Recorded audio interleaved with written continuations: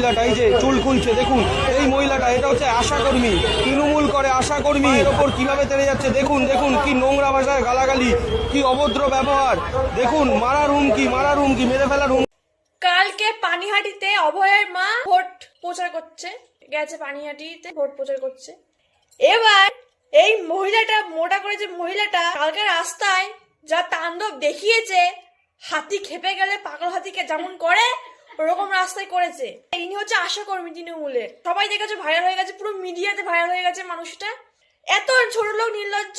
তার মেয়ে মারা গেছে, এমন তো নয় যে তার মেয়ের বিচার পাওয়ার জন্য তিনি নেমেছে এটা এখানে।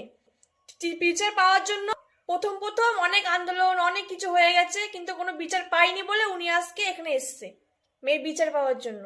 অবস্থা খারাপ হয়ে গেছে, এনার অবস্থা খারাপ, পুরো মিডিয়া ভাইরাল হয়ে গেছে। ছোট লোক, পুরো মানসিকতা কিরকম।